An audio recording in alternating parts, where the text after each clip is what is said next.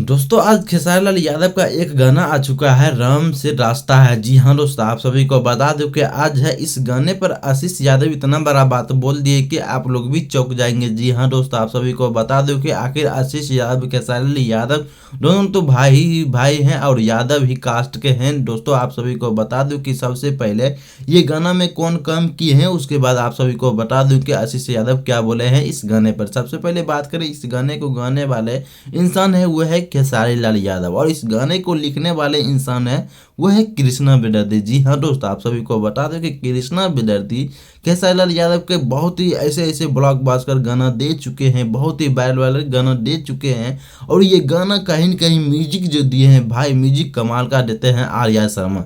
आप सभी को बता दूं कि आर्या शर्मा काफ़ी अच्छे म्यूजिक देते हैं और खेसारी म्यूजिक वर्ल्ड पर ये गाना आ चुका है। और इस पर जो है आशीष यादव जो कि मगही का सबसे बड़ा सुपर स्टार है और रहेंगे। जी हाँ दोस्तों, वो बोले कि गाना तो काफ़ी ज़्यादा सुंदर है भाई, लेकिन ये गाना कहीं न कहीं अचानक खेसारी भैया एडिटिंग फिडिटिंग कुछ भी नहीं करते हैं, डायरेक्ट ही चढ़ा देते हैं। कुछ इतना बड़ा बात बोल दिया। ऐसे दोस्तों आपकी क्या प्रक्रिया है, क्या आशीष यादव सही बोले खेसारी लाल यादव के गाने पर? आप सभी जरूर कमेंट बॉक्स में बताइएगा।